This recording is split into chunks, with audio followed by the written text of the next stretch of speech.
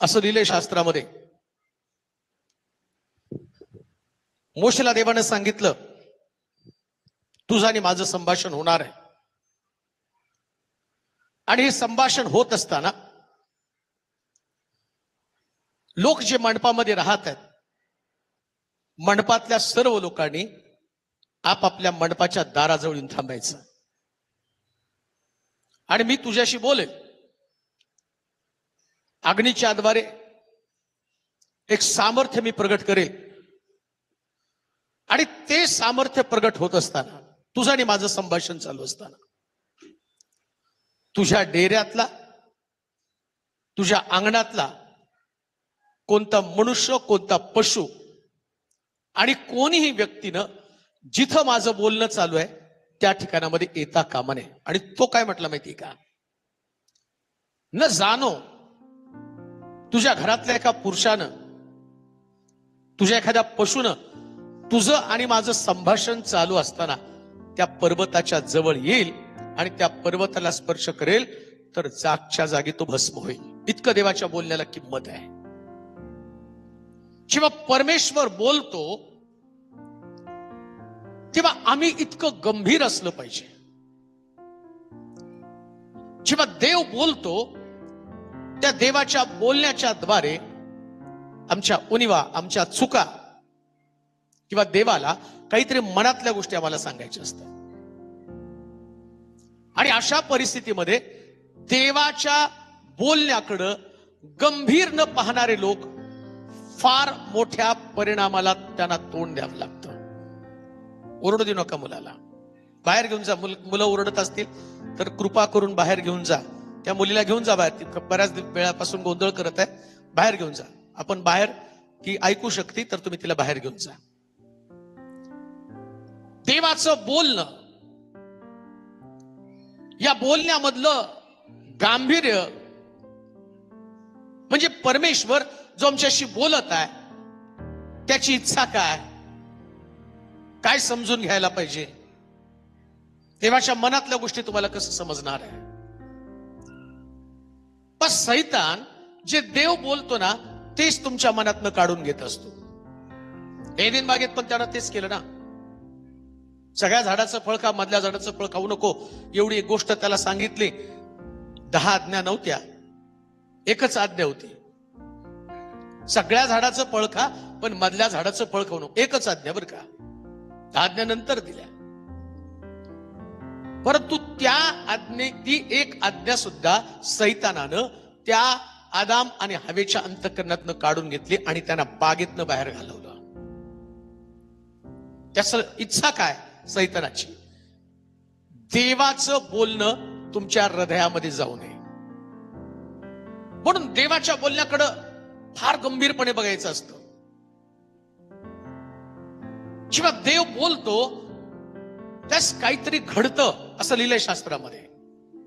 आणि उत्पत्तीच्या पुस्तकात देव बोलला, आकाश हो आणि आकाश झालं. ही बोलण्यातली ताकद आहे. संदेश म्हणजे देवाचं बोलणं आहे.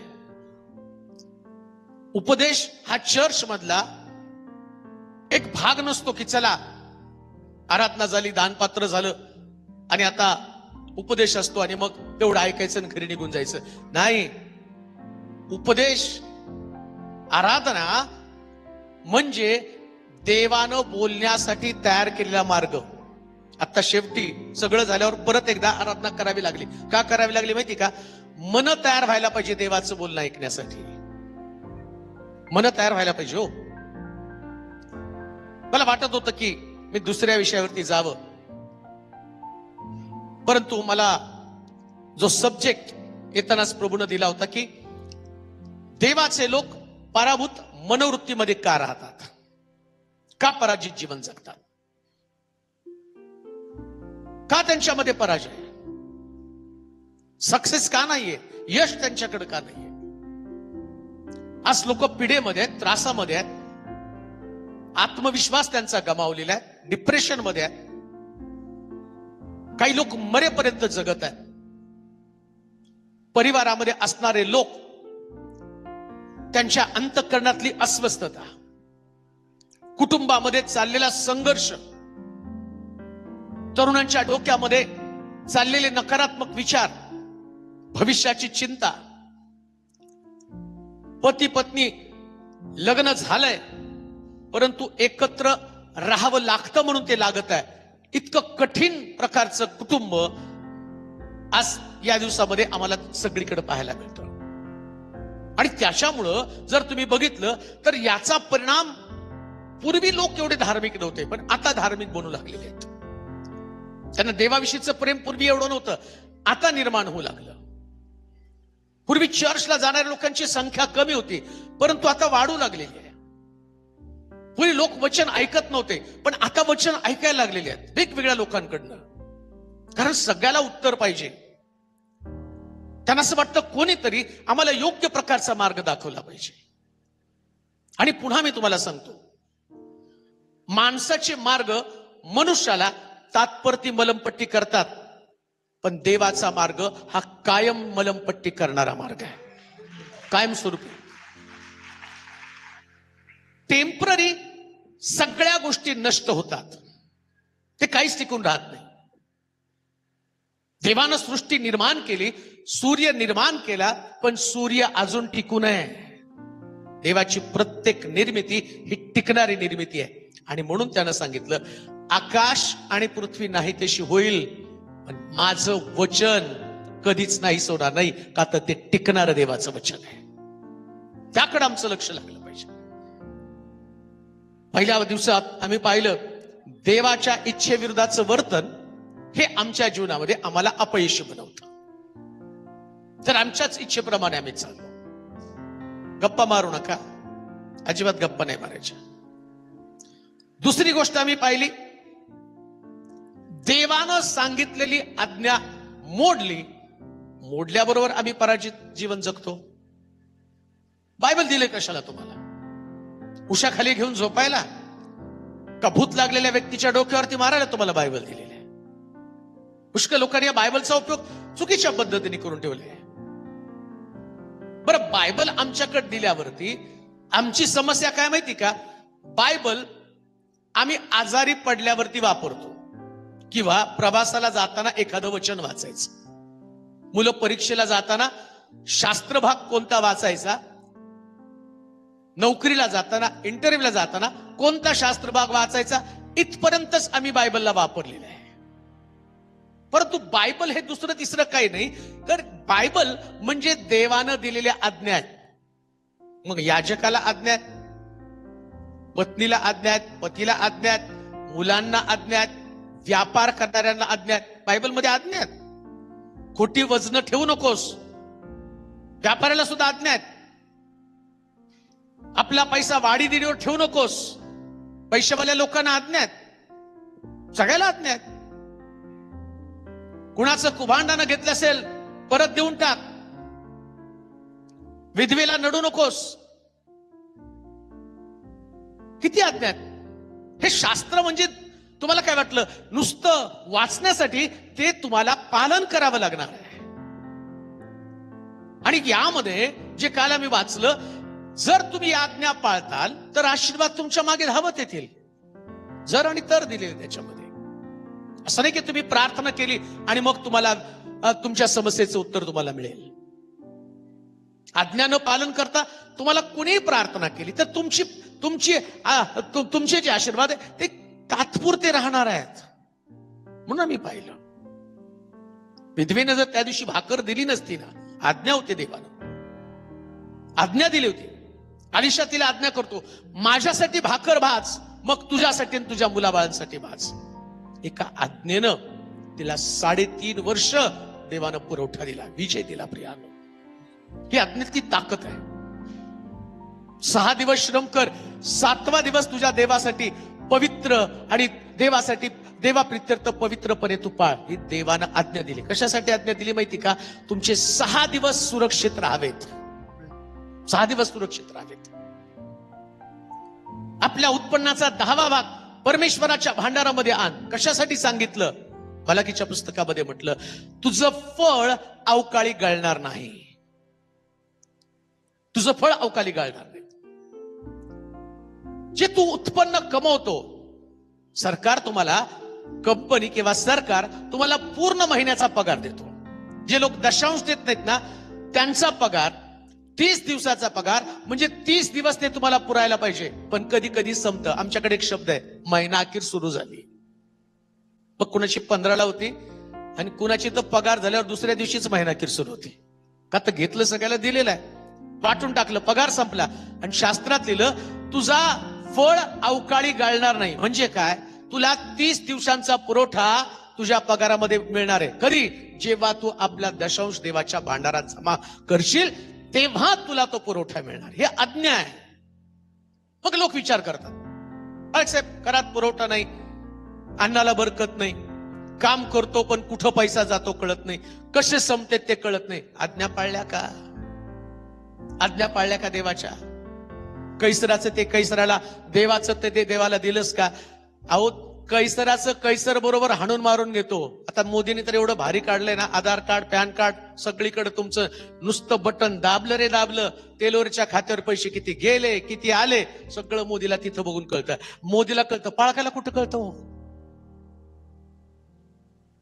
पण लक्षात ठेवा, आमचा देव माशाच्या पोटातली 2 नाणी सुद्धा जाणणारा देव.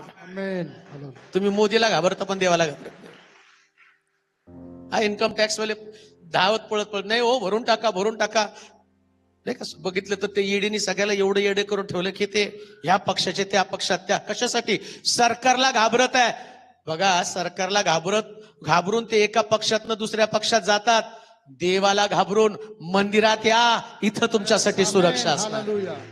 ही सुरक्षा ओळख आहे देवाची. तिसरा मुद्दा आम्ही पाहणार आहोत, यहोशुवाचं पुस्तक 7वा अध्याय 3 पासून 12 पर्यंतची वचनं. यहोशुवाचं पुस्तक 7वा अध्याय 3 ते 12 पर्यंत. यहोशुवा 7वा अध्याय 3 ते 12 वचन. नंतर ते यहोशुवाकडे परत येऊन म्हणाले, सर्व लोकांना तिथे जावायला नको. सगळ्या लोकांनी तिथे जायला नको. फक्त 2-3 हजार पुरुषांनी जाऊन 2-3 हजार पुरुषांनी जाऊन आय नगरावर हल्ला करावा. आय नगरावर हल्ला करावा. तेथे सर्व लोकांना जाण्याचे कष्ट देण्याची गरज नाही. सर्व लोकांना जाण्याचे कष्ट घेण्याची गरज नाही, कारण ते लोक थोडकेच आहेत. ते लोक थोडकेच आहेत. म्हणून लोकातील सुमारे 3,000 पुरुष तिकडे रवाना झाले. लोकातील सुमारे 3,000 पुरुष तिकडे रवाना झाले. पण आय येथल्या माणसापुढे त्यांना पळ काढावा लागला. आय मधल्या माणसापुढे त्यांना पळ काढावा लागला. त्यांना पळ काढावा लागला. आय येथील माणसांनी त्यांच्यातली सुमारे 36,000 माणसे मारून टाकली. 36,000 माणसे मारून टाकली. आणि आपल्या वेशीपासून शबारीमापर्यंत त्यांचा पाठलाग करून उतरणीपर्यंत त्यांना मारीत नेले. त्यामुळे लोकांच्या काळजाचे पाणी पाणी झाले. लोकांच्या काळजाचं पाणी पाणी झालं. यहोशुवाने आपले कपडे फाडले. यहोशुवाने आपले कपडे फाडले. आणि तो व इस्रायलचे वडील जन ते आणि इस्रायलाचे वडील जन संध्याकाळपर्यंत परमेश्वराच्या कोशापुढे पालते पडून राहिले. संध्याकाळपर्यंत परमेश्वराच्या कोशापुढे पालते पडून राहिले. आणि त्यांनी आपल्या डोक्यात धूळ घातली. यहोशुवा म्हणाला, हाय हाय हाय हाय, हे प्रभू परमेश्वरा, आम्हाला अमोऱ्याच्या हाती देऊन आमचा नाश करायला तू ही प्रजा यार्देन पार का आणलीस? का आमचा नाश करण्यासाठी ही प्रजा यार्देन पार नेलीस? आम्ही समाधान मानून यार्देन पलीकडेच राहिलो असतो तर किती बरे झाले असते. हे प्रभू, इस्रायलाने आपल्या शत्रूंना पाठ दाखवली. आता मी काय म्हणू? कारण कनानी लोक आणि देशातील सर्व रहिवासी हे ऐकून आम्हाला घेतील आणि आम्ही पृथ्वीवर आमचे नाव नाहीसे करतील. तेव्हा तू आपले थोर नाव राखण्यासाठी आपलं थोर नाव राखण्यासाठी काय करणार आहेस? काय करणार आहेस? तेव्हा परमेश्वर यहोशुवाला म्हणाला, परमेश्वर यहोशुवाला म्हणाला, उठ उठ, असा पालथा का पडलास? असा पालथा का पडलास? इस्रायलाने पाप केले आहे, इस्रायलने पाप केले आहे, मी त्यांच्याशी केलेला करार त्यांनी मोडला आहे, त्यांच्याशी केलेला करार त्यांनी मोडला आहे, समर्पित वस्तूपैकी काही त्यांनी घेतले आहेत, समर्पित वस्तूपैकी त्यांनी काही घेतले आहेत. एवढेच नव्हे तर त्यांनी चोरी व लबाडी केली आहे आणि त्या वस्तू आपल्या सामानामध्ये ठेवल्या आहेत. म्हणून इस्रायल लोकांना आपल्या शत्रूपुढे टिकाव धरवत नाही. म्हणून इस्रायल लोकांना आपल्या शत्रूपुढे टिकाव धरवत नाही. ते आपल्या शत्रूंना पाठ दाखवतात, आपल्या शत्रूला पाठ दाखवतात, कारण ते शापित झाले आहेत. तुमच्यामधून त्या समर्पित वस्तू नष्ट केल्याशिवाय येथून पुढे मी तुमच्या बरोबर राहणार नाही. तर उठ, लोकांना शुद्ध कर. त्यांना सांग उद्यासाठी तुम्ही शुद्ध व्हा. कारण इस्रायलचा देव परमेश्वर म्हणतो, हे इस्रायला, तुझ्यामध्ये समर्पित वस्तू आहेत. तुमच्यातून त्या समर्पित वस्तू तुम्ही दूर करीपर्यंत पूर्णपणे तुमच्या शत्रूपुढे तुमचा टिकाव लागणार नाही. सकाळी तुम्हाला आपापल्या वंशाच्या क्रमाने पुढे आणण्यात येईल. मग ज्या वंशाला परमेश्वर पकडील त्या वंशाच्या एका कुळाने पुढे यावे. आता सगळं वाचत बसू नका. त्याच्या बघितलं की आपल्याला आखानाच्या घरामध्ये तंबूमध्ये त्या वस्तू सापडल्या. पण अपयशी होण्याचं तिसरं कारण, आता पहा, इस्रायल लोकांना एवढी सवय लागली होती, त्यांचे शत्रू किती पण प्रबळ असले. आम्ही पाहतो की ज्या वेळेस इस्रायला भोवती वेढा पडला त्यावेळेस अमोनी लोकांनी इतक्या प्रचंड प्रमाणामध्ये फौज फाटा घेऊन यायचे की त्या ठिकाणामध्ये ते शत्रू राष्ट्र एखाद्या टोळाप्रमाणे दिसत होतं. म्हणजे रानामध्ये जसा टोळ पसरला जावा आणि सगळं शेत फस्त करत निघतो तसे टोळासारखे सैनिक त्यावेळेस असायचे. आणि इस्रायल राष्ट्र अतिशय थोडके कमी लोक असायचे. परंतु या लोकांना देवानं इतकं विशेष प्रकारचं कव्हरिंग दिलं होतं, सामर्थ्य दिलं होतं. थोडके लोक फार मोठ्या लोकांना हरवत होते. शमशोनाच्या बाबतीमध्ये काय झालं? शमशोन हजारो बलिष्ठांना गाढवाचं एक जाबाड, तलवार नाही, भाला नाही, ढाल नाही, बर्शी नाही, मेलेल्या गाढवाचं जाबाड हातामध्ये घेत होता आणि हजारो बलिष्ठी एका वेळेस मारत होता. इतकी ताकद देवाने इस्रायल लोकांना दिली होती. आता इस्रायल लोकांना काय वाटलं माहिती का? देवाचे आम्ही लाडकेच आहोत, काही पण केलं तर देव आमच्या शत्रूला आमच्या हातामध्ये देणार आहे. आम्ही वाटेल त्याला मारू, आम्हाला वाटेल तशा पद्धतीने आम्ही विजय मिळू. परंतु लक्षात ठेवा, देवाचे लोक आणि शत्रू या दोघांमध्ये फरक काय माहिती का? देवाचे लोक देवाचं वचन पाळतात म्हणून देवाचे लोक आहेत. देवाच्या लोकांचं वैशिष्ट्य काय? जगाचे लोक आणि देवाच्या लोकांमधलं फरक काय? एखादा अधर्मी व्यक्ती, अन्य जातीचा व्यक्ती, अन्य राष्ट्रातला व्यक्ती, त्याला अन्य राष्ट्रातला व्यक्ती का म्हटलंय? विश्वासणारा, अविश्वासणारा, याच्यामध्ये फरक काय? आता विश्वास ठेवणारा म्हणजे नेमकं काय? काय प्रॉब्लेम झाला माहिती का? आमच्याकडे विश्वासणारा ओळखण्याची पद्धत एकच आहे. कोण हालेलुया म्हणतो, कोण प्रेज लॉर्ड म्हणतो, झालं विश्वासणारा. मग त्याच्या तोंडात बेडी असू द्या, नाहीतर त्यांनी तंबाखू खाऊ द्या, नाहीतर पिचकारी मारत मारत त्याने प्रेज लॉर्ड म्हणू द्या, आम्ही म्हणतो तो विश्वासणारा. त्याला विश्वासणारा नाही म्हणत. विश्वासणारा नेमका कोण आहे? सो देवाच्या वचनावर विश्वास ठेवतो आणि त्याप्रमाणे आपल्यामध्ये दुरुस्ती करतो तो विश्वासणारा. काय विश्वासणाऱ्याची व्याख्या आहे? नेमका बिलिव्हर्स कोण आहे? विश्वासणारा कोण आहे? जो प्रभूवरती विश्वास ठेवतो. आणि प्रभूवरती विश्वास ठेवण्यासाठीच त्यानं काय सांगितलं? नियम काय? जुन्या करातला वलांडणाच्या सणाचा नियम दिला. तुझ्या घरामध्ये असणारा दास, दासी, परराष्ट्रीय व्यक्ती कोण असेल तर त्या परराष्ट्रीय व्यक्तीला घरामध्ये असणाऱ्या संख्येप्रमाणे कोकऱ्याचं, आणि तुम्ही कोकरा कापा, तुमच्या घरातली संख्या, दास असू दे, दासी असू दे, परराष्ट्रीय व्यक्ती असू दे, किती लोक तुमच्या घरामध्ये आहे.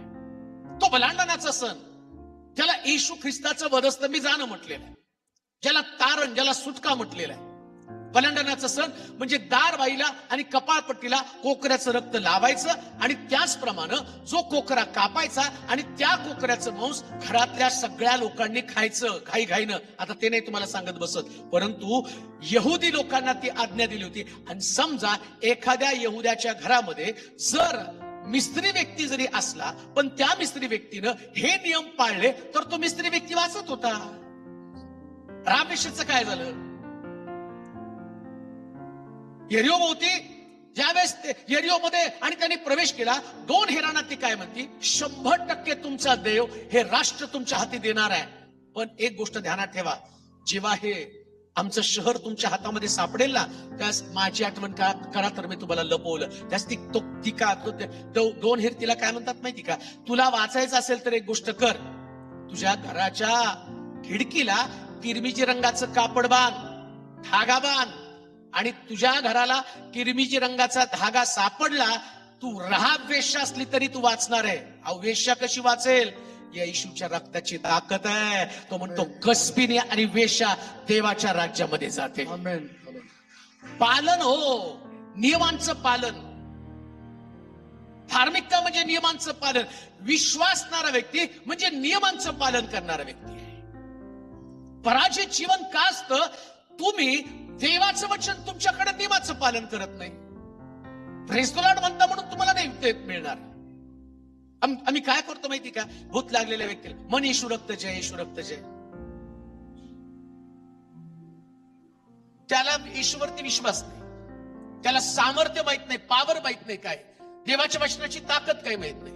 मग तुम्ही बघा, येशू रक्त जय म्हणून तो पण खेळतो, तो सैतान जातो, एक शुक्रवार जातो, दुसऱ्या शुक्रवारी परत येतो, तीच घुमत येते, तीच घुमती बर का. त्या मीटिंग मध्ये कुठला पण वक्ता आल्यावर एकच बाई 10 वेळा घुमत असते. किती वेळा जात आणि किती वेळा येतं ते भूत, किती वेळा जात. मग का जात नाही ते? कारण त्याला माहितीये याला वचनाची ताकद माहित नाही, आज्ञेची ताकद माहित नाही. पण देवाच्या आज्ञेची ताकद शास्त्रामध्ये सांगितली, यहुदी लोकांनी पाळली आणि ते विजयी झाले देवाच्या. हे विजयाचं सूत्र आहे. देवाचं वचन पाळणं हे विजयाचं सूत्र आहे. आता यहुदी लोकांना सवय काय लागली, परमेश्वर मदत करतो. इथं घडलं काय माहिती का, त्यांनी पाहिलं की हे अमालेकी लोक, हे कनानी लोक आहे, आता संख्येनं फार कमी. वाचा बरं ते वचन, यहोशूआचं पुस्तक 7 अध्याय 3 वचन.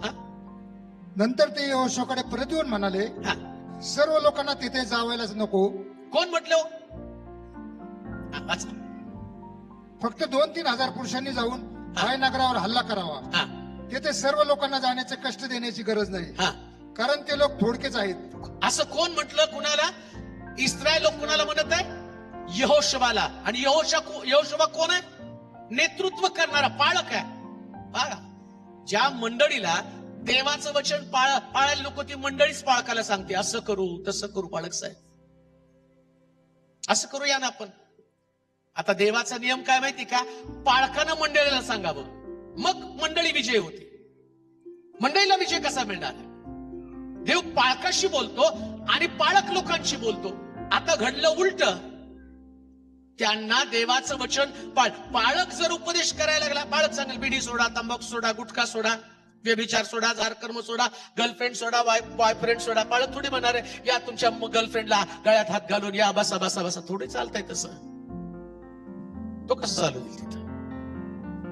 मोशेला ते पर्वतावर बोलवल्यावर हे म्हटलं बाणा बाजूला काढून ठेव, हे पर्वत पवित्र आहे. झुडपातनं बोलताना डोंगराला त्यानं पवित्र केलं. आणि मंदिरामध्ये कसं पण कोण कसं येऊ शकतो?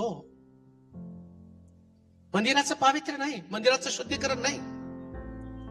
देव पवित्र आहे. पवित्र या शब्दाचा अर्थ काय आहे? शुद्धतेला महत्व देवानं दिलेलं आहे. म्हणून तुम्हाला सांगतो, दर्शन मंडप बनवताना त्यातल्या वस्तू सोन्याने मडवलेल्या होत्या, सोन्यानं मडवलेल्या होत्या. का तर सोनं शुद्धतेचं दर्शक आहे. कुठं डुप्लिकेट नाही वापरलं, सगळीकडे शुद्धता. धूप जाळत होते. धूप जाळणं का माहिती का? कुठल्याही दुर्गंध आतमध्ये येऊ नये. परमेश्वराच्या मंदिरामध्ये नेहमी सुगंधी वातावरण असलं पाहिजे. मंडळीची एक साक्ष असली पाहिजे. चर्च पराभूत केव्हा होतो माहिती का? जेव्हा चर्च मध्ये लोक पाळकाला सांगतात असं वागा. आज्ञा मोडली. कोणती आज्ञा? यहोशुआला कशाला नेमलेलं आहे? मोशेला का म्हटलं देव जा फारो समोर उभा राहा, माझ्या लोकांना फारोच्या गुलामगिरीतनं बाहेर काढ. त्यांना शिकवलं शुद्ध व्हा, पवित्र व्हा. परंतु परिस्थिती बदलली. यहोशुआ आला. आता यहोशुआला लोक सांगायला लागलेत एवढ्या लोकांनी जाऊन विजय मिळवण्याची गरज नाही, ते पाळकाला यहोशुआला मार्गदर्शन करत आहे. जर मंडळी पाळकाला मार्गदर्शन करू लागली तर मंडळी कधीच यशस्वी होऊ शकत नाही. पण जी मंडळी पाळकाच्या मार्गदर्शनाने चालते ती मंडळी एक यशस्वी मंडळी आहे. आमेन.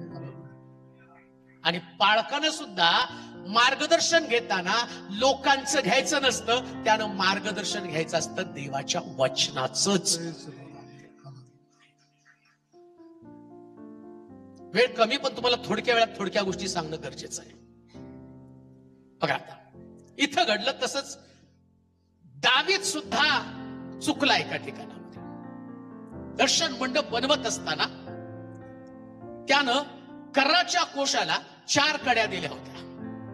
4 कड्यामध्ये 2 कड्यामध्ये एक लाकूड घालायचं आणि पुढं 2 याजक, मागं 2 याजक, आणि याजकानं आपल्या खांद्यावरती कराचा कोश व्हायचा असा नियम देवानं दिला कराचा कोश बनवताना.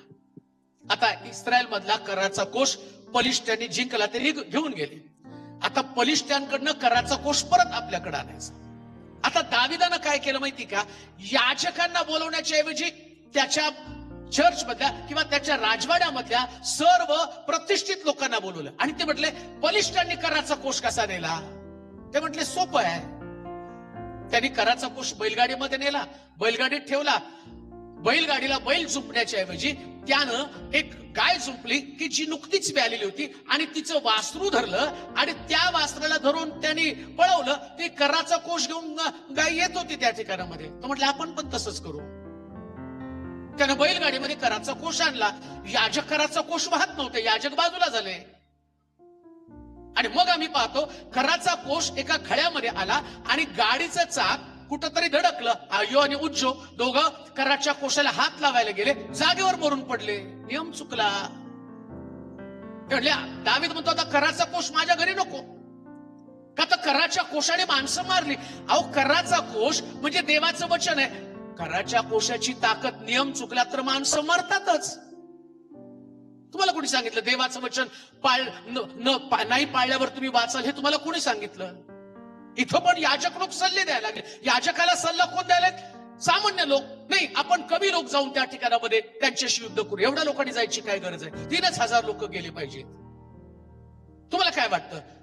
कमी लोक आहेत म्हणजे तुम्ही पराभूत होणार? देवाला ते दाखवायचं होतं. लोकांची संख्या कमी जास्त याच्यावर तुमचा विजय पराजय अवलंबून नाही. जोपर्यंत माझं शास्त्र तुमच्याकडे आहे तोपर्यंतच तुम्ही विजय होणार आहात. संख्या किती त्याच्यावरती डिपेंड नाही. किती संख्या आहे, प्रश्न किती आहे तुमच्याकडे. तुमच्याकडे किती पण प्रश्न असू द्या, परंतु लक्षात ठेवा तुमच्याकडे जर देवाचं वचन असेल, नियम असतील, तर या नियमांच्या द्वारेच तुमचा शत्रू पराभूत होणार आहे. शत्रूला पराभूत करण्याची ताकद देवाच्या वचनामध्ये. म्हणून जर तिसरं गोष्ट जर कोणती असेल तर पाप. पराजित जीवन होण्याचं कारण, तिसरं कारण पाप आहे. आणि ते पाप यहोशुआनं पण केलं, ते पाप मंडळीनं पण केलं. यहोशुआनं त्याचं ऐकलं. कधी कधी पालक दबावाखाली सेवा करत असतो, त्या प्रेशर खाली सेवा करत असतो. यहोशुआनं त्यांना जी गोष्ट देवानं सांगितली ती स्पष्टपणे त्यांना सांगायला पाहिजे होती. आता यहोशुआ ज्या इस्रायल लोकांमध्ये जवळजवळ किती लोक मेले? 33,000. किती लोक मेले? 36,000. किती लोक मेले वाचा बरं. आता ते सगळं वाचा खाली. तिसरं वचन. नंतर ते यहोशुआकडे परत येऊन म्हणाले, सर्व लोकांना तेथे जायला नको. सगळ्यांनी तिथे जायला नको. फक्त 2-3 हजार पुरुषांनी जाऊन आय नगरावर हल्ला करावा. 2-3 हजार पुरुषांनी जाऊन आय नगरावरती हल्ला करावा. ते सर्व लोकांना जाण्याची कष्ट देण्याची गरज नाही. सगळ्या लोकांना जाण्याची कष्ट घेण्याची गरज नाही, कारण ते लोक थोडकेच आहेत. थोडकेच आहेत. म्हणून लोकातील लोकातले सुमारे 3000 पुरुष तिकडे रवाना झाले. 3000 पुरुष तिथे रवाना झाले. पण आई येथील माणसांपुढे त्यांना पळ काढावा लागला. पळ काढावा लागला. आई येथील माणसांनी त्यांच्यातील सुमारे 36 माणसे मारून टाकली. किती? आणि 36 किती माणसं? 36,000 माणसे मारून टाकली. आणि आपल्या वेशीपासून शबारीपर्यंत त्यांचा पाठलाग करून उतरणीपर्यंत त्यांना मारीत नेले. त्यामुळे लोकांच्या काळजाचे पाणी पाणी झाले. बघा, आता सुरुवातीला काय म्हटले? थोडके लोक जाऊ, काय आपलं बिघडणार आहे, आपण सहज विजय करू का? तर त्यांची बुद्धी काम करत आहे. अजून एक गोष्ट तुम्हाला सांगतो, चर्च मध्ये बुद्धी वापरायची नाही. चर्च कधी बुद्धीने चालत नाही. चर्च पवित्र आत्म्यानं चालवलं जातं. चर्च व्यक्ती चालवत नाही. चर्च देवाचं वचनच चालवतं. देवाच्या वचनाचं सामर्थ्य जर तुम्हाला माहित असेल ना, तर लक्षात ठेवा, मंडळी जर विजयशाली असली पाहिजे. ऐका, तुम्ही मेंबर्स आहात, माहित नाही मला देवाने परत इथं का आणलं. माझा विषय तो नव्हता. मी काढून पण ठेवलं होतं, त्याला खास स्पेशल प्रकारच्या क्लिप लावून आणतो कोणता संदेश द्यायचा. तर मी संदेश काढला होता बघा, संडे पण लिहिले त्याच्यावरती, अचाट शक्तीचं मर्म कसं. पण मी तर बसल्यावर तुमची वर्शिप वगैरे चालू झाली आणि शेवटच्या 5 मिनिटांमध्ये मला देवाच्या आत्म्याने सांगितलं, नाही तुला हे सांगावं लागेल की जाता जाता ज्याची मंडळीला गरज आहे आणि जे मंडळांसाठी आवश्यक आहे, आणि ते मी काढलं या ठिकाणामध्ये. उद्देश काय? तुम्हाला समजावं का तुम्ही पराजित आहात, का मंडळी पराजित आहे. मंडळांमध्ये वाद आहे, मंडळांमध्ये संघर्ष आहे, मंडळांमध्ये ईर्ष्या आहे, मंडळांमध्ये स्पर्धा आहे. आत्मिक जीवनात मंडळ्या संपून चाललेल्या आहेत, संपल्यात मंडळ्या. आता मंडळ्या एकत्र येतात, चर्च एकत्र येतं, पण चर्चच्या एकत्र येण्यामध्ये ना पवित्र आत्म्याचं कार्य आहे, ना पवित्र आत्म्याचं सामर्थ्य आहे, ना देव त्यांच्यामध्ये काम करत. जगातल्या मंडळांची परिस्थिती ती आहे. याच्या पलीकडे जाऊन नुसत्या जगातल्या मंडळांची परिस्थिती नाही, पेंटिकॉस्टल मंडळांची सुद्धा वाताहत व्हायला लागली आहे. वास्तव स्थिती. मग का वास्तव असा प्रकार घडलेला आहे? त्या काळामध्ये जेव्हा पवित्र आत्म्यानं काम केलं, त्यावेळेस मंडळांमध्ये जर तुम्ही बघितलं तर पवित्र आत्मा इतकं मोठं काम करत होता की 1000 लोक त्यांच्यामध्ये येत होते. आता 1000 लोक येतात, पण ते काम, ते ऐक्य, ती सहभागिता खरोखरी भाकर बोलण्यामध्ये, प्रार्थना करण्यामध्ये तत्पर होते. आता वचन सांगण्यामध्ये, प्रार्थना करण्यामध्ये मंडळी मागं पडलेली. आता संख्येनं मंडळी एकत्र येते, पण त्या मंडळीला चालवणारं नेतृत्व, या नेतृत्वच मोठ्या प्रश्नामध्ये, जसं यहोशुआच्या बाबतीमध्ये घडलं.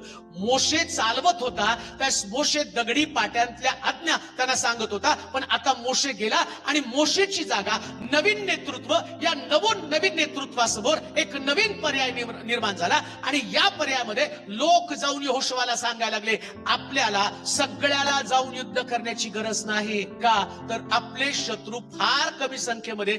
परिणाम काय झाला? त्यांच्यामधले लोक मारले गेले, पराभूत झाले लोक.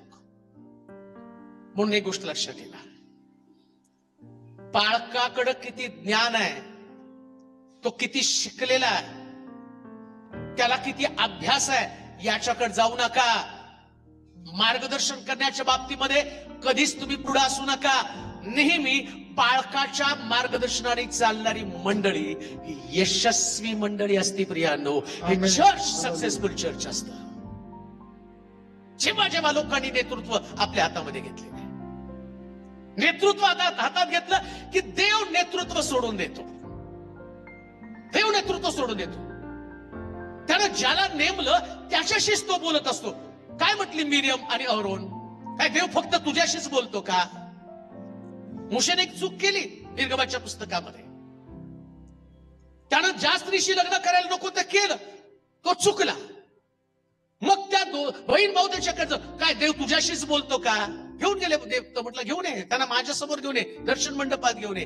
आणि परमेश्वर त्यावेळेस त्या ठिकाणात त्या दोघा बहीण भावाला काय म्हटला? मोशेशी मी तोंड बोलतो, त्याच्या वाटेला जाऊ नका, त्याच्या वाटेला जाऊ नका. जेव्हा देव एखाद्या व्यक्तीला नेतृत्व देतो ना, ते नेतृत्व देत असताना आमचा देव अविचारण नेतृत्व देत नसतो. पेत्राला त्यानं उगाच म्हटलं नाही, पेत्रा अशी सेवा तू करशील, तरुणपणे तुला वाटेल तिकडे तू सेवेला जाशील, म्हातारा होशील ना त्यावेळेस लोक तुला हाताला धरून वेगवेगळ्या ठिकाणात घेऊन जातील. उगीच नाही बोलला त्याला. आणि ते बोलल्यानंतर इकडं पेत्रानं प्रभू येशू ख्रिस्ताला नाकारलं, 3दा नाकारलं आणि त्याला शिव्या दिल्या. मग कशी काय सेवा? मग आता मला मोठा प्रश्न पडतो, हा पेत्र सेवेसाठी कसं काय लायक होता? याच्यात काय पात्रता आहे? याने तर शिव्या दिल्या. या पेत्रानं प्रभू येशू ख्रिस्तानं भविष्यवाणी केली आणि तलवारीने कान कापलाय. काय पेत्राची क्वालिटी आहे? पण त्याला माहिती होतं आज जरी असा असेल, जेव्हा पवित्र आत्मा येईल तेव्हा हा तसा नसणार आहे. आणि जेव्हा पवित्र आत्मा आला, 3 लोकांसमोर नाकारणारा पेत्र 3000 लोकांचं तारण केलं. ही देवाची क्वालिटी आहे. ही देवाची क्वालिटी आहे. म्हणून पाप म्हणजे नेमकं काय? आम्हाला वाटतं आम्ही पाप केलं आणि काही लोक विचारतात आम्ही काय पाप केलं देवा? काय पाप केलं? आज्ञा उल्लंघन करणं म्हणजे पाप आहे. एखादं वचन, शिष्यांचा प्रॉब्लेम काय होता? येशू सांगत होता त्यास ते काय, एवढं कठीण वचन कोण पाळेल? एका गालात मारली, दुसरा गाल पुढं कर, कोण पाळेल? बंटी मागितली 17 दे, कोण पाळेल? 1 कोस सांगितलं 2 कोस जा, कोण पाळेल? त्यांना सगळं पाळण्याचा प्रॉब्लेम आहे, त्यांना बसण्याचा प्रॉब्लेम नाही, त्यांना लोकांना फटके मारायचा प्रॉब्लेम नाही. आता बघा लोक येत होते येशूकडे, आंधळा बरतिमै, आओ दावीद पुत्र माझे, ते जा, गप्प व्हा. म्हणजे शिष्यत्व कशासाठी? नुसतं लोकांना रागवायसाठी. लोक भुकेले, भाकरी द्या, आमच्याकडे भाकरी नाही. काय शिष्यत्व आहे? हे कुठले शिष्य आले? यांना पालन करायला नको, यांना फक्त संगती फिरायला आवडतं. तसं आमचं जीवन आहे. आम्हाला रविवार टू रविवार चर्चला, किती रविवार येऊ? 100 रविवार येऊ. मरेपर्यंत चर्चला आला. अरे पण मरेपर्यंत चर्चला येऊन केलं काय? अजूनही गॅरंटी नसती स्वर्गात जाईल का नाही. मेल्यावर पण गॅरंटी नसती स्वर्गात जाईल का नाही. अरे आम्ही म्हणतो काय माहिती स्वर्गात आहे का कुठे आहे? गॅरंटी तर नाही. पण एक गोष्ट ध्यानात ठेवा, चोरानं शेवटच्या क्षणीला देवाच्या आज्ञेचं पालन केलं. कोणती आज्ञा? रोमकराच्या पत्रामध्ये म्हटलं, तू आपल्या अंतःकरणात विश्वास धर, मुखानं कबूल कर, प्रभू येशू ख्रिस्त देव आहे. एवढी एक आज्ञा पालन केली आणि चोराला तो म्हणतो आज तू माझ्यावर सुखदुःखात असशील. एक आज्ञा. चोराला पुन्हा दुसरं आयुष्य नव्हतं आज्ञेचं पालन करायला. मी तुम्हाला सांगतो कदाचित तुमच्याकडे सेकंड चान्स नसणार आहे, दुसरी संधी नसणार आहे, दुसरं जीवन नाही. एक जीवन संपणार. ज्या जीवनाला प्रभूनं तुम्हाला एक संधी म्हणून दिलेली आहे. पुष्कळ लोक आज घबरत आहेत, काही लोक जग सोडत आहेत, काही लोक जीवन संपवत आहेत. या कोणत्याच अनुभवामध्ये तुम्ही नाही. का तर तुम्हाला देवानं पापावरती विजय देऊन एक विजयी जीवन जगण्यासाठी मार्गदर्शन करावं म्हणून देवाचं वचन तुमच्याकडे आहे. का मी पराभूत? आमच्यामध्ये कुठलं तरी पाप आहे. देव काही गोष्टी त्याच्या लोकांना सांगतो. विजय मिळवण्यासाठी प्रत्येक ठिकाणात देवाने आज्ञा दिली. याही लोकांना देवाला विजय द्यायचा होता. या देवाच्या निवडलेल्या लोकांना त्यांच्या शत्रूवरती विजय द्यायचा होता. पण तो विजय त्यांना देवाच्या मर्जीप्रमाणे मिळवायचा नव्हता, आपल्या मर्जीप्रमाणे. काय देवाची मर्जी होती? त्यानं सांगितलं समर्पित वस्तू आपल्या बरोबर घेऊ नका. जर समर्पित वस्तू तुम्ही आपल्या बरोबर घेतल्या, त्या सर्व लोकांनी समर्पित वस्तूला हात लावला नाही. पण एक व्यक्ती आखान, त्या आखानानं समर्पित वस्तू आणून आपल्या तंबूमध्ये ठेवल्या होत्या. काय सांगत आहे त्याच्याकडे लक्ष द्या. अख्ख्या इस्रायल लोकांनी नाही पाप केलं, एका व्यक्तीनं. ही गोष्ट मी तुम्हाला का सांगतो माहिती का? मंडळीमध्ये एक व्यक्ती जरी पाप घेऊन आला तरी अख्खी मंडळी पराभूत होती. हो, समजते का तुम्हाला? आखान पाप घेऊन आला, आखान समर्पित वस्तू आणून त्याने आपल्या तंबूमध्ये लपवून ठेवल्या आणि देवानं अख्ख्या इस्रायल लोकांना शापित केलं. म्हणून तर शास्त्रात काय सांगितलं माहिती का? पाप करणाऱ्यांचा सगळ्यांसमक्ष निषेध कर, का तर इतरास भय पडलं पाहिजे. पाप करणाऱ्याला मंडळीमध्ये त्याचा उदो करू नका, मग तो फार मोठा डोनर असला तर. काय होतं माहिती का? चर्च चालवायचं म्हणजे लोकांना असं वाटतं की चर्च चालवायचं तर मग थोडस पाप, आणि मग त्याच्यामध्ये आम्ही सोल्युशन काय काढतो? जाऊ द्या ना, देव त्याचा न्याय करेल. मंडळी पराभूत झाली तर चालेल, देव न्याय करेल. तो व्यभिचारी आहे, आम्हाला कळतं. सांगताना पण सांगतात, मी कधी कधी मीटिंगला गेल्यावर ते सांगतात, तुमच्या सेक्रेटरी पासून सांभाळून राहा. म्हटलं का? त्याचं त्या बाईशी अफेअर आहे आणि तुम्ही त्याला सेक्रेटरी बनवता. तो सेक्रेटरी. परवा तर एका ठिकाणात प्रेयरला गेलो, आश्चर्याची गोष्ट. साहेब, एक गोष्ट माझ्यासाठी तुम्ही कराल का? म्हटलं काय? थोडस आमच्या पालकांना मार्गदर्शन करा. म्हटलं काय मार्गदर्शन करू? ज्यांच्या घरातून आता तुम्ही जेवून आले ना, त्या स्त्रीशी, तिचा नवरा, तिचा मुलगा, सगळं छान परिवार आहे, सुंदर सगळं आहे, पण आमच्या पालकाचं अफेअर तिच्या बरोबर आहे. आणि ते सांगतात, तुम्ही आमच्या पालकाला समजावून सांगा. आणखीन एका बहिणीनं मला परवा मेसेज केला आणि त्यांनी सांगितलं, पाळक साहेब, मला काय करावं समजत नाही. खूप दिवसापासून मला एक सवय होती की ते अश्लील व्हिडिओ बघायची. मग मी माझ्या पालकाच्या कानावरती घातलं गोष्ट की मला अश्लील व्हिडिओ बघण्याची सवय आहे. पाळक साहेब, तुम्ही या सवयीतनं माझी सुटका करा. आणि मी त्यांना ती गोष्ट सांगितली. त्याच्यानंतर माझ्या पालकानं मला चांगलं मार्गदर्शन करण्याच्या ऐवजी माझे पास्टरच मला अश्लील व्हिडिओ पाठवायला लागलेत. कशी मंडळी विजय होईल? कशी मंडळीला विजय मिळेल? मग मी तिला म्हटलं, बाई तू का चर्च सोडत नाही? कोणत्या कारणानं चर्च सोडू? घरातल्या लोकांना काय सांगू? काय मानसिकता आहे? किती दुर्गंधयुक्त जीवन आहे? कसं यहोवा देव, ज्याची आम्ही भक्ती करत आहोत, ज्याच्यासाठी आमचं जीवन समर्पित आहे, ज्यानं आपला पवित्र पुत्र क्रुसावरती दिला, तो व्यक्ती कसं हे सगळं सहन करेल? तो देव स्वर्गातनं कसं सहन करेल? आणि तो देव मंडळीला कसा विजय देईल? आज म्हणून मी तुम्हाला सांगतो, चर्च पराभूत मानसिकतेमधनं चाललं. चर्चचं पावित्र्य निघून गेलं, शास्त्र निघून गेलं. आता जे चालू आहे ते फक्त टाइमपास चालू आहे. टाइमपास. रविवार, ती भक्ती, ते एकत्र येणं आणि बाहेर पडणं, मला नाही वाटत याच्यामध्ये चर्च स्वर्गात जाईल आणि सांगणारे पण स्वर्गामध्ये जातील. म्हणून तो म्हटला, मला प्रभूजी प्रभूजी म्हणणाऱ्या प्रत्येकाचा प्रवेश स्वर्गाच्या राज्यात होईल असं नाही, तर जो माझ्या पित्याच्या इच्छेप्रमाणे, आणि पित्याची इच्छा आहे हे पाळावं. हे पाप दूर ठेवतं. हे पाप दूर ठेवतं बरं का देवाचं वचन. एक व्यक्ती पापापासून दूर राहण्याचा मार्ग कोणता? तुझं वचन माझ्या पावला करता देवा, माझ्या मार्गावरती प्रकाश आहे तुझं वचन. आणि लोकांना त्याच गोष्टीचं महत्व नाहीये. पाप दाखवणारं कोणी नाहीये. संदेश कसले पाहिजे त्यांना ते संदेश पाहिजे ज्या संदेशामध्ये त्यांना उत्तेजन मिळतं. त्यांना असं वाटतं असे संदेश पाहिजे, नोकरी मिळेल, घर मिळेल, बंगला मिळेल, गाडी मिळेल. स्वर्ग राज्य मिळालं नाही तरी चालेल, बंगला मिळू द्या, गाडी मिळू द्या, पण मला तुम्हाला सांगू द्या, बंगला गाडी मिळाली नाही तरी चालेल, पण स्वर्ग राज्य मिळालंच पाहिजे. आणि स्वर्ग राज्य मिळालं पाहिजे तर त्याच्यासाठी पापापासून दूर राहिलं पाहिजे. समर्पित वस्तू आतमध्ये आणून ठेवूच नका ना. कुठल्या वस्तू समर्पित करायच्या? रोमकाराचं पत्र 12 अध्याय 1-2 वचन त्याचा. रोम 12:1-2. कोणत्या समर्पित वस्तू आहे? रोमकाराचं पत्र 12 अध्याय 1-2 वचन.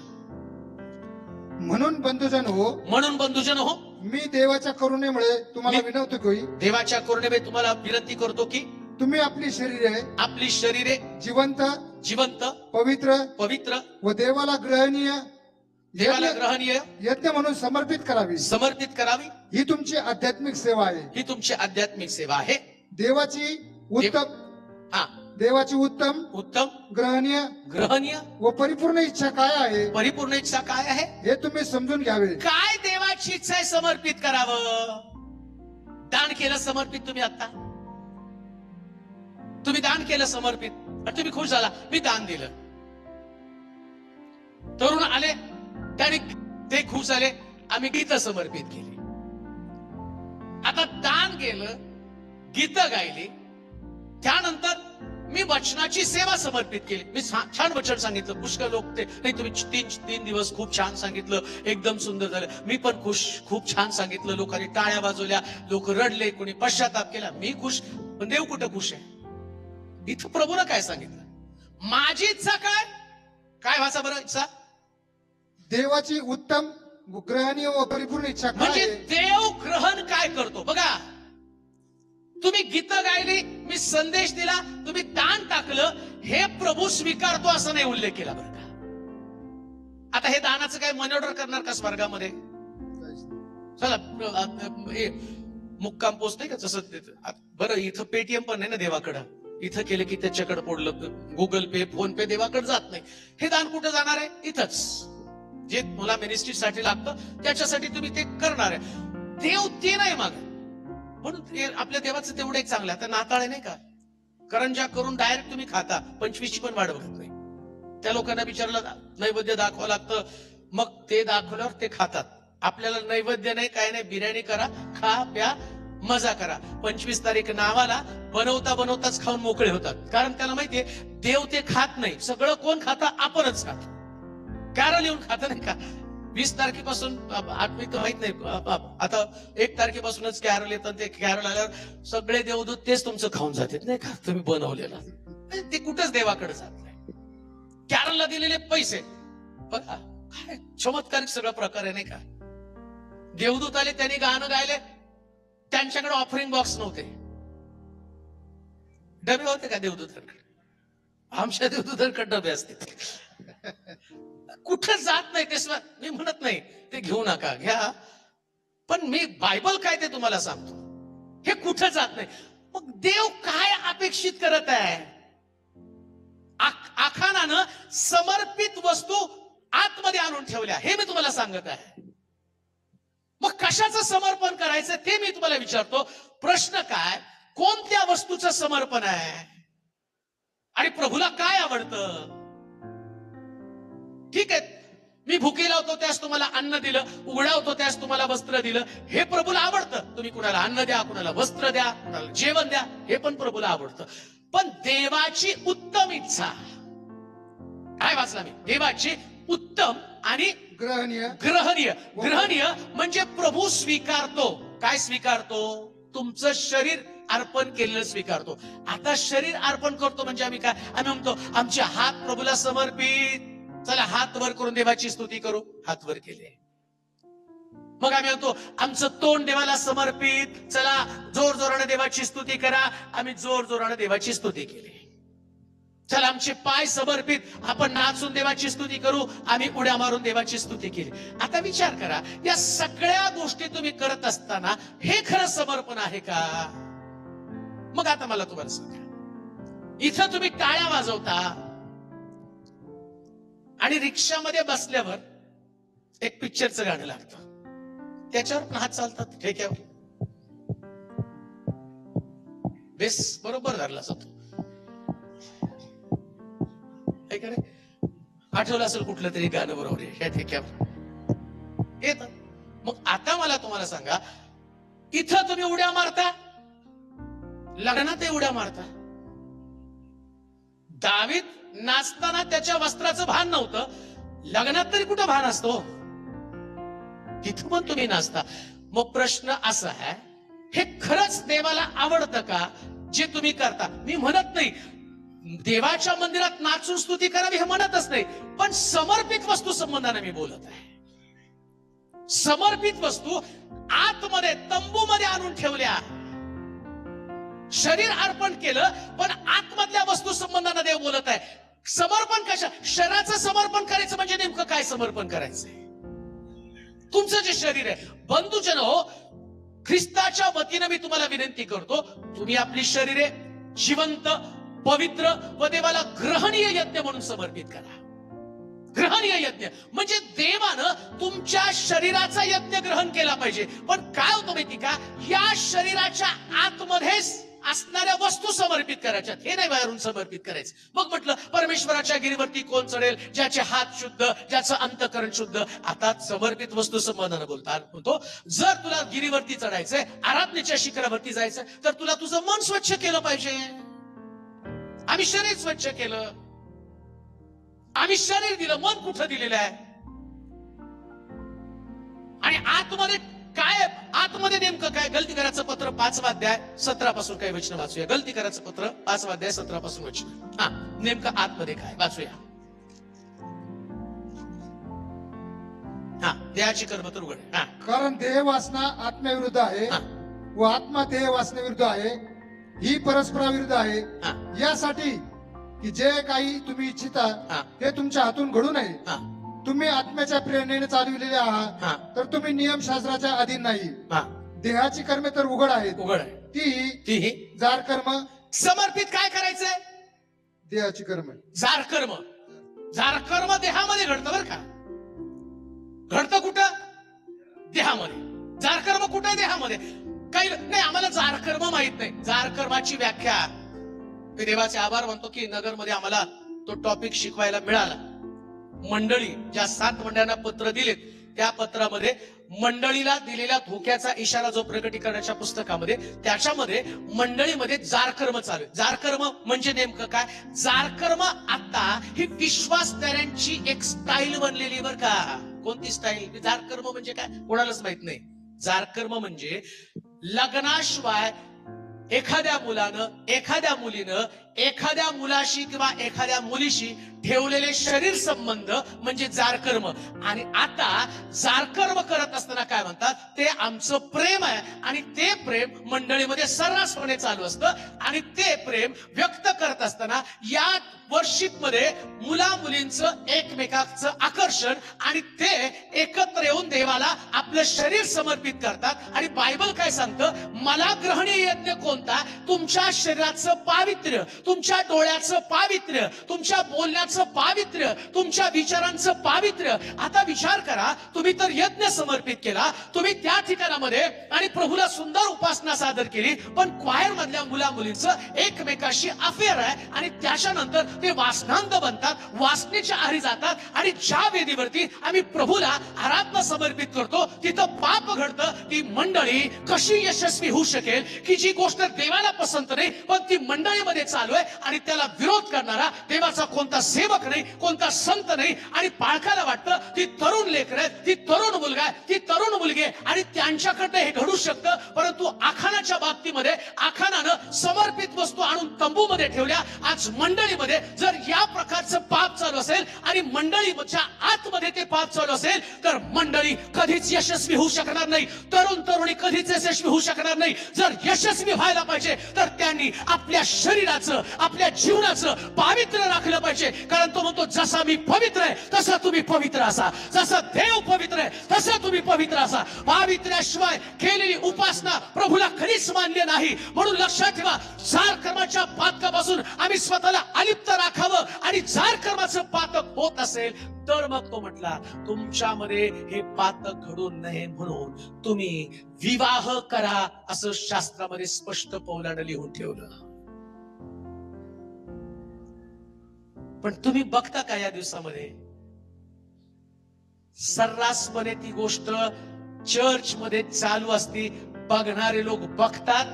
आणि दुःखाची गोष्ट, कधी कधी सपोर्टर सुद्धा चर्च मध्येच असतात. सपोर्टर पण असतात बरं का, एकमेकाला मदत करणारे पण असतात. त्या मुला मुलींचं मी माझ्या डोळ्यानं पाहिलं. एक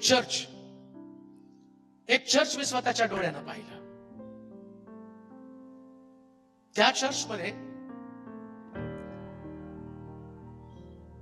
एक मुलगी ती पाळकाला सांगते, असं त्या मुलावरती माझं प्रेम आहे पण तुम्हाला निग्लेक्ट करतो. युथ कॅम्प चालू होता. मग तो पाळक तिथे गेला, त्या मुलाला बोलून घेतला. त्याला अरे ती तुझ्यावर प्रेम करते, तू तिला का प्रतिसाद? युथ कॅम्प मध्ये ती तुझ्यावर प्रेम करते, तू तिला का प्रतिसाद देत नाही? कुठे देव याच्यामध्ये? किती फेल्युअर आहे, किती अपयश आहे, किती भयानकता आहे. वास्तव पवित्र जीवन दिसतं का तुम्हाला? आणि मग कसं आम्ही अपेक्षा करतो की देवानं आम्हाला यामध्ये विजय द्यावा? काय देवाला दिसत नाही या गोष्टी? पुन्हा मी तुम्हाला सांगतो, माशाच्या पोटातली 2 नाणी त्याला दिसली. योना समुद्राच्या तळात कुठं जाऊन लपून बसला ते पण देवाला दिसलं. आणि शास्त्रात लिहिलं, तू आकाशात चढला तर मी तिथे, समुद्राच्या खोल तळाशी गेला तर मी तिथे, कोणतंच गुप्त पाप देवाला दिसत नाही. म्हणून लक्षात ठेवा, जेव्हा देवाच्या मंदिरामध्ये येतो त्यास आम्ही पवित्र जीवन जगल्याशिवाय आम्हाला कधीच यशस्वी होऊ शकणार नाही. कधीच नाही यशस्वी होऊ शकणार. आज खूप उपदेश ऐकले असतील, परंतु काही उपदेश तुम्हाला तुमच्या जीवनाचा विचार करण्यासाठी भाग पाडतात. तुम्हाला विचार करावाच लागणार आहे, देव समजून घ्यावाच लागणार आहे. आंधळेपणानं कोणी देवासमोर जाऊन स्वर्ग राज्य मिळवू शकेल ही कल्पनाच करू नका. स्वर्ग राज्य सगळ्यापेक्षा वेगळं आहे. देवाचं मंदिर हे सगळ्यापेक्षा वेगळं आहे. म्हणून मला काय केलं पाहिजे, तर तो म्हटला जारकर्म. पुढे काय म्हटलं?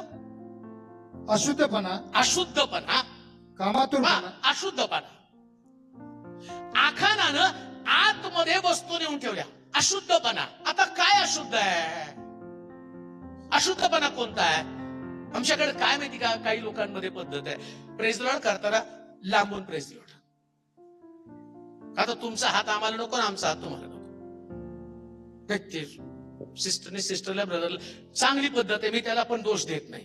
पण त्यानं तुम्ही अशुद्ध होणार नाही. स्पर्शानं चोखतो म्हणतो, चोखल्यानं चाखल्यानं स्पर्शानं अशुद्ध होत नाही. मग अशुद्ध कशाने होतो माहिती का? मनुष्य आतून जे बाहेर टाकतो त्यानं अशुद्ध होतो. आतून बाहेर हो, आतून सगळं घाण निघते ना. एकमेकाविषयीचा मत्सर आतून निघतो, भडास. काही लोक बरेच दिवस मनामध्ये साठवतात. एकदा तावडी सापडल्यावर एवढं वकायचं तर अरे बाप, एवढं मनात होतं का? आणि आत्ता बरं वाटलं, आता करा प्रार्थना. आमच्या सोलापूरमध्ये तर म्हणतात, आपल्या सोलापूरमध्ये आम्हाला 2 आत्मे आहेत.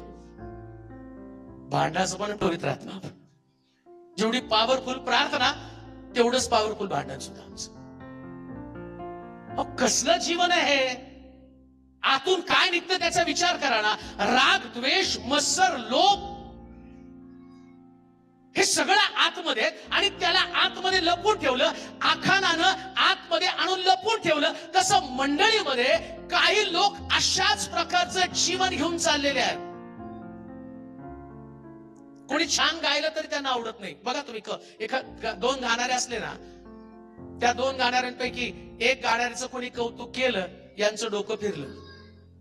वाजवणारे 2 असले, त्याला चुकून जर म्हटलं तुम्ही खूप छान वाजवता, जो दुसरा वाजवणार आहे आणि त्याचं डोकं फिरलं, तिथून जे ईर्ष्या, स्पर्धा, गटबाजी, फुटी, पक्षभेद, देवाच्या वचनात सांगितलं, तुमच्यामध्ये एकत्र आल्यावर फुटी असू नये, पण त्याच्यात फुटी. अहो, ही गोष्ट आता नाही, पौलाच्या काळातनं. तो पौल म्हणतो, कोणी म्हणतं मी पौलाचा, कोणी म्हणतं अपोलोसचा, आणि त्यांच्यामध्ये गटबाजी होती. त्या ठिकाणात योहानाच्या काळामध्ये योहानाचे शिष्य, येशूचे शिष्य.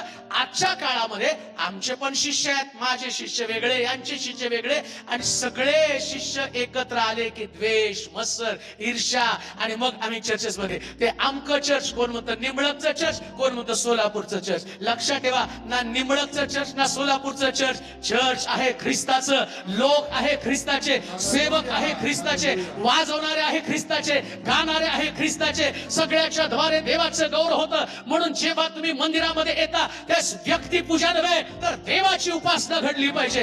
आतमधलं हे सगळं काढून टाका. या समर्पित वस्तू, आमचं गाणं देवाला समर्पित, आमचं वाजवणं देवाला समर्पित, आमचं शरीर देवाला समर्पित. मग कोणी माझ्या गाण्याची किंमत करो अथवा न करो, कोणी माझं वाजवण्याची किंमत करो अथवा न करो, कोणी तुमच्या सेवेची किंमत करो अथवा न करो, लक्षात ठेवा, एकदा समर्पित झालो, मग कौतुक नाही, फक्त सेवा, फक्त सेवा, फक्त सेवा, फक्त सेवा. शब्द कानावरती पडो अथवा न पडो, परंतु प्रभूची सेवा. लोकांचे शब्द ऐकू नका. प्रभू येशू ख्रिस्ताच्या कानावरती शब्द पडले. हा बलजबूल भूतांचा अधिपती, म्हणून त्याला सेवा थांबवली नाही. त्याला माहितीये माझं काम, तो म्हणतो जोपर्यंत रात्र आहे तोपर्यंतच मला काम करायचंय. एकदा दिवस संपल्यावर मला माझं काम करता येणार नाही. लक्षात ठेवा, शरीरात प्राण आहे तोपर्यंत काम करता येणार आहे. शरीर थकलं जाईल, शरीर साथ देणार नाही, त्यावेळेस ना तुमचं शरीर विरोध, प्रतिकार करणार नाही. एकदा त्या भूमीच्या पोटामध्ये गेल्या, एकदा प्रेत म्हणून त्या कबरेमध्ये गेला ना, मग राग द्वेष सगळं संपलं जातं.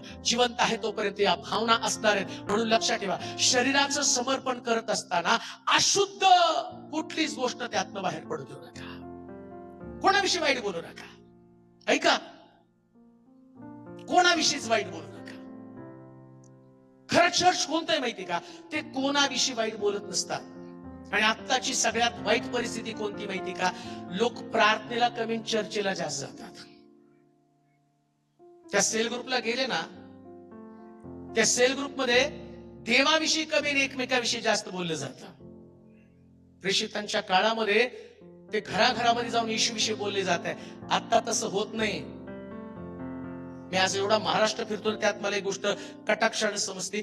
लोक प्रार्थनेला गेल्यावर, प्रार्थना संपल्यावर ते एकमेकाच्या जीवनाची चर्चा करतात. हे अशुद्धपण आहे, हे अमंगळपण आहे. आणि हे असली प्रार्थना देव कधी मान्य करत नाही. म्हणून भानावरती या, शुद्धीवरती या, पराभूत मनवृत्ती तुम्ही असणार का? कारण तुम्ही शुद्धतेला महत्व दिलं नाही. कुठंही गेला, कोणी व्यक्ती तुमच्याशी बोलत असताना मी म्हणतो प्रत्येक व्यक्तीने गांधीजीच्या 3 माकडाप्रमाणे बनावं. गांधीजींनी बायबल वाचलं म्हणून त्यांनी 3 माकडं उभी केली. बुरा मत देखो, बुरा मत सुनो. गांधीला कळलं बायबल वाचून. त्यांनी ख्रिस्ताला स्वीकारलं नाही, पण सत्य स्वीकारलं. हो, आम्ही ख्रिस्ताला स्वीकारलं पण सत्य स्वीकारलं नाही. त्यानं ख्रिस्ताला नाही स्वीकारलं पण सत्य स्वीकारलं. आम्ही ख्रिस्ताला स्वीकारतो पण सत्य स्वीकारत नाही. आमचं तोंडही उघडं, आमचं कानही उघडं आणि आमचे डोळेही उघडे. सगळं वाईट बघायचं, सगळं वाईट बोलायचं, सगळं वाईट ऐकायचं आणि हात वर करून देवाची स्तुती. एवढा मोठा हात वर की देवाला त्याला उचलून घ्यावं स्वर्गामध्ये. हे सगळं दिखाऊ आहे. ओरिजिनल सगळं आतमध्ये असतं. इथं असतं बरं का. एक व्यक्ती खरा ओळखायचा ना, म्हणून त्यांनी नथानेला येशू म्हटलं, तू झाडाखाली थांबला, तुला ओळखलं, तू खरा खुरा इस्रायली, तुझ्या ठाई कपट नाही. खरा खुरा इस्रायली कपट नाही. हो, 12 शिष्यातल्या एकाला म्हटलं नाही तू खरा खुरा इस्रायली आहे. आणि नथानेलवर तो का म्हणतो तू खरा खुरा इस्रायली? त्यानं येशूवर तो म्हटलं नाही, मला ख्रिस्ताचा अनुभव घ्यायचा, तो ख्रिस्त आहे का मला पाहायचा. वरपांगी नाही बोला. नाही, तुम्ही विश्वास ठेवता तसं, चला विश्वास ठेवा. हा, चला विश्वास ठेवा. योहानाला घेऊन कुठं? ईश्वर चमत्कार. हा चमत्कार. नाथानेल तसं नाही म्हटलं, मला बघायचंय आधी. तोच आहे का? आणि ईश्वर ताडलं. अरे याने मला ऑब्जेक्ट. आता ईश्वर पण त्याला डाफरलं नाही. ए, तुला काय खाली मान घालून यायला उतरी गपचूप. सगळेजण आले, तू काय तोंडवर करून माझ्यावर ऑब्जेक्शन घेतो. येशूने त्याला म्हटलं, हा खरा खुरा इस्रायल का? याच्या ठाई कपट नाही. जीवन असं जगा, कोणाविषयी मनामध्ये एवढं सुद्धा ठेवून जगू नका. एवढं सुद्धा ठेवून जगू नका. विजय मिळणार आहे. आमच्यासाठी किती घातक आहे. कधीच विचार केला नाही आम्ही का पराभूत आहोत. आम्ही सेवक सुद्धा आहोत. समोर मंडळी आहे, पाठीमागे सेवक आहेत. यहोशुवासारखं आपणही देवासमोर जाऊया. यहोशुवासारखं आपण देवासमोर जाऊ. आणि जो यहोशुवानं आपले कपडे फाडल्याने देवाला विचारलं, देवा असं केलं तर शत्रू आम्हाला 4 बाजूने घेरून टाकेल. किती भयानक आहे, किती भयानक आहे. शत्रूनं जर 4 बाजूने आम्हाला घेरलं तर काय आमची स्थिती होणार आहे? काय आमच्या मंडळीची स्थिती होणार आहे? आज कोण म्हणेल की देवा माझ्यातलं पाप काढून टाक, माझ्यातलं पाप काढून टाक. अखंड समर्पित वस्तू आणून आपल्या छावणीमध्ये ठेवल्या होत्या. आम्ही कोणत्या वस्तू आणून छावणीत ठेवल्यात? कालपर्यंत तुम्ही स्वतःसाठी आशीर्वादासाठी रडला, आता पापासाठी रडा. पापासाठी रडा. ज्याच्यानं तुमचं घर, तुमचा परिवार, तुमचं व्यक्तिगत जीवन ते उद्ध्वस्त होत चाललेलं आहे. प्रभूला मागू, हाक मारू देवाला, देवा माझ्यावर, देवा माझ्यावर. आजची दुपार ही फक्त आम्हाला साठी दुपार आहे, स्वतःसाठी, आपल्या घरासाठी, मंडळीसाठी रडायचं आहे.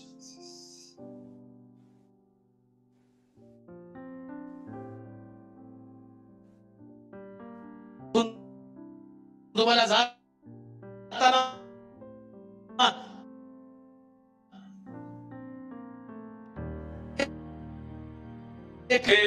मी तुमचा देव आहे, मी तुमचा स्वामी, तेव्हा आमच्यावरती दया कर. कोण हाक मारेल देवाला दुपारी? कोण म्हणेल पडायचं या पापातनं? कोण म्हणेल मला सुटायचंय, मी कालपर्यंत पाप केलं पण आता मला पाप करण्याची इच्छा नाही? कोण म्हणेल? कोण व्यक्ती असा आहे की जो म्हणतो की देवा माझ्यावरती अनुग्रह कर, माझ्यावरती दया कर, माझं शरीर मी तुला पवित्र ग्रहणीय यज्ञ म्हणून समर्पित करत आहे. कालपर्यंत माझ्यावरती माझा हक्क होता पण आता माझा हक्क करायचंय. तरी आपली जागा सोडा, पुढे या, तुमच्या काय